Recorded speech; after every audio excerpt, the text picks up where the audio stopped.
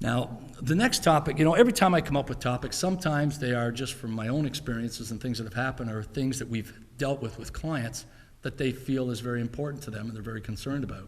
So tonight I wanted to touch on a topic with you about something that many people use but rarely ever give a second thought, and that's travel insurance. And it's interesting, as Canadians, we're very fortunate to have universal health care at home.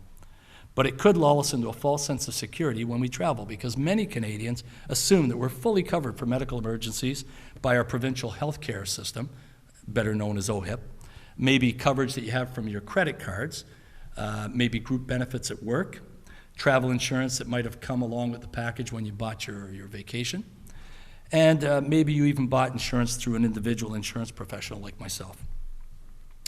But you could be in for some really nasty surprises if you haven't fully investigated your coverage and the procedures that you have to follow, God forbid you should ever have to make a claim. First, let's take a look at the coverage provided by each of these plans and the limitations. Now, when we look at OHIP, believe it or not, contrary to popular belief, OHIP does not provide Ontario residents with full coverage even within Canada. Now, OHIP out of province, but within Canada emergency medical services for travelers, covers all physicians and public hospital services only. And in most cases, OHIP doesn't cover payments to private facilities or private hospitals. And ambulance services are not covered as well.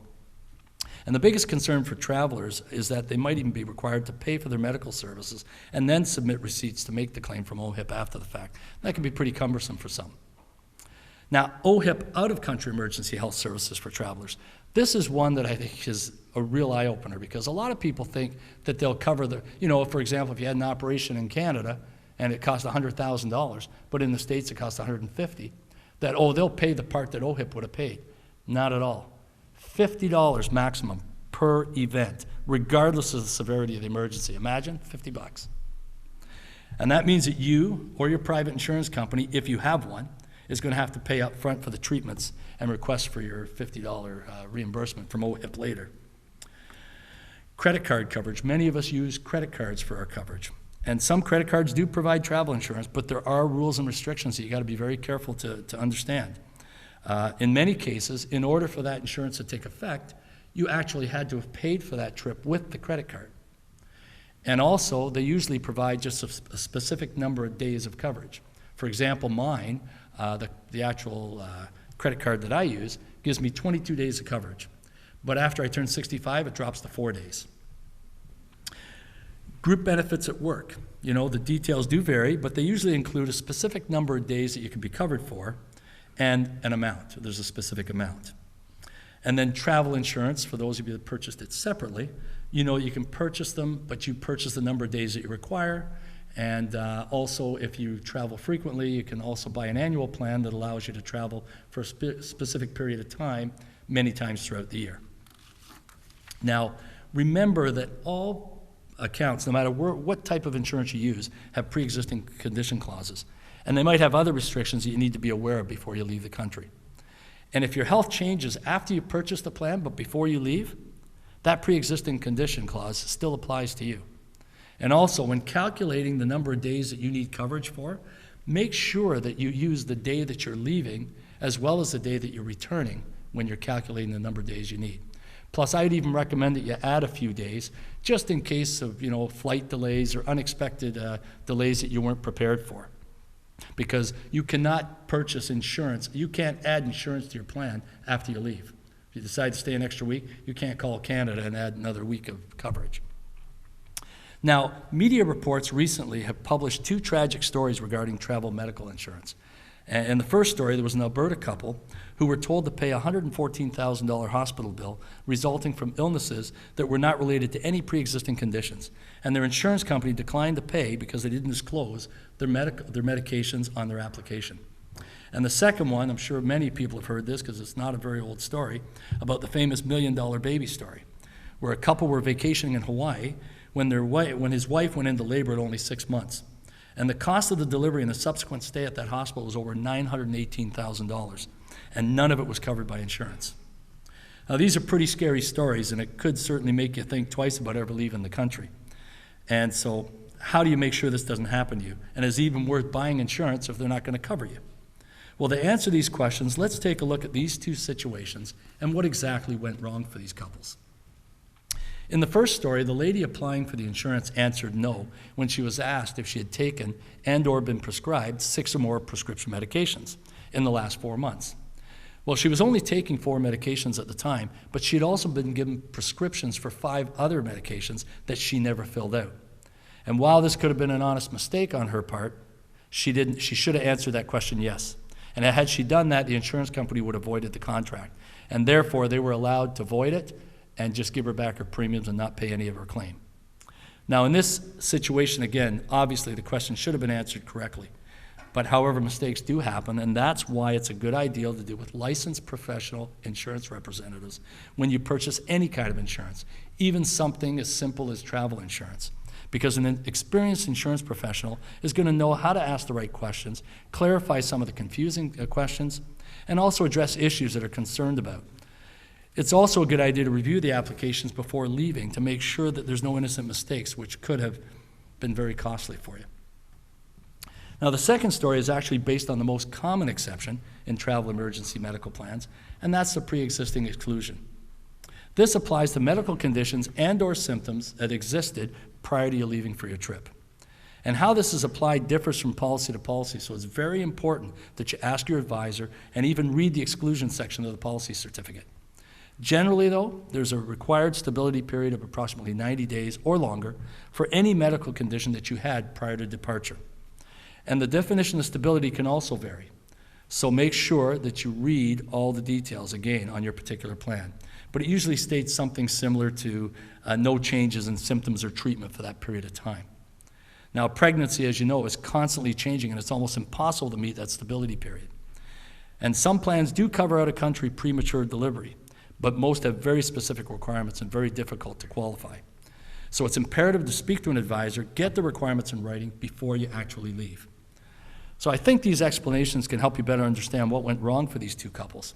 And I really believe had they dealt with an insurance professional, they might have helped them to avoid some of these serious problems that they're dealing with now. Now, here's another example of a complex situation that happened with a Langlois Financial client this past year, where Brian went way above and beyond to make sure that this client was adequately looked after. The client purchased an annual travel insurance plan from Langlois Financial, and at some point following the purchase, but before he took off for his trip, he started having fainting spells.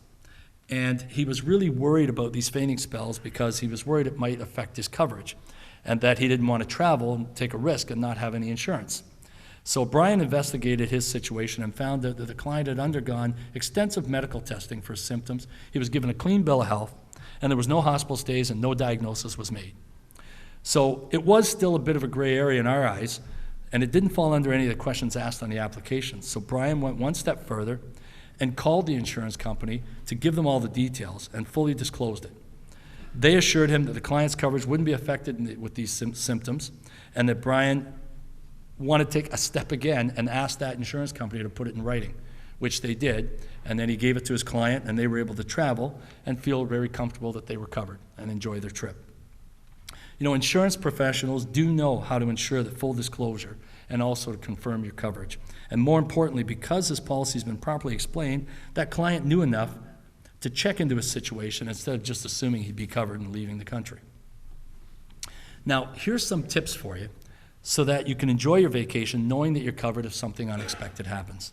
First of all, I've said this a few times, deal with a licensed insurance professional, has the knowledge and the expertise to guide you to the right product and help you answer your questions correctly. Secondly, provide full honest disclosure. Not doing so could result in your claim being denied. And some of the questions at times can be confusing. So please read them fully and ask for clarification if you're not 100% sure. Read your certificate of insurance, particularly the exclusions and the limitations. What is the definition of the stability period and the pre-existing clause? Know when the coverage becomes effective and for how long. And is it for a specified date, a specified number of days? Did I have to pay for my trip with a percentage of it with my credit card for the travel insurance to take effect? And make sure that you have your global assistance number available, because almost all plans require that you notify the insurance company within a set period of time of receiving medical treatment, and failure to do so could really limit the amount of coverage that you have. Now, almost all insurance companies require that you must make that notification within 24 hours of the medical emergency. And that means that you or somebody that you know has to contact them as soon as reasonably possible. And failure to do so could limit your benefits in many, many ways. One of the biggest ones is the hospitalization coverage. It goes from 100% to 80% to a maximum of $25,000, and you know how far that'll take you. Also, outpatient visits for things like ear infections, colds, and so on. You're only allowed one visit per illness, that's it. It could also result in the loss of emergency assistance services. And there's a large list of things that include things like returning your child. If you were in hospital and someone has to care for that child, someone's got to get them home. Returning your vehicle. If you're one of those people that drive to Florida every year and now you're sick and your car is stuck there, you got to have that come back. Also, things like meal allowances and hotel expenses for you or your companion while you're there. Death-related expenses, pet return, hospital allowances like telephone and TV rentals, and the list goes on.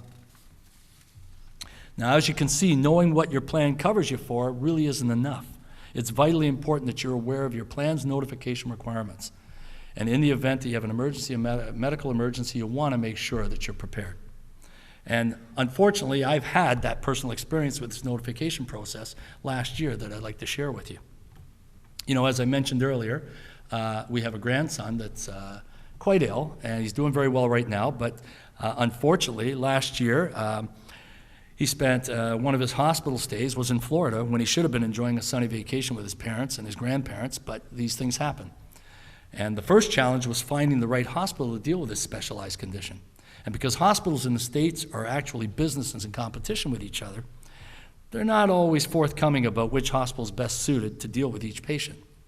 So on a side note, it might be a really good idea when making your travel plans, especially if you have a special medical condition, to make sure that you look into the medical facilities available in that area and the specialists that they have on staff.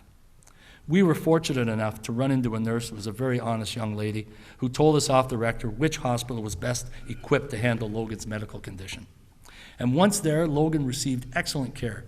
But while Mike Jr. and Lindsay were answering medical questions and getting Logan looked after, I was spending hours on the phone with Lindsay's group insurance company getting approvals for every little thing. You know, the notification process wasn't limited to one phone call. You have to make a claim to go into emergency, then there's a claim to be admitted, then there's a claim to deal with the specialist, another claim to go into isolation, and the list goes on. By the end of the ordeal, I had recorded several names, dates, approval reference numbers, and a few gray hairs too, I can tell you that. But we were very fortunate because Logan's medical needs were well taken care of and 100% covered by travel medical insurance. But as you've heard earlier, not everybody's been so lucky. And at Langlois Financial Services, we can help align you with correct travel medical insurance for your situation and help you choose a plan that's best for your needs. We'll also ensure that you fully understand questions being asked on your application, as well as any exclusions or limitations to the coverage. And if you have any questions, we'll go above and beyond to make sure that you have the correct answers so that you can travel with peace of mind and not have to have one of these disaster situations happen for you.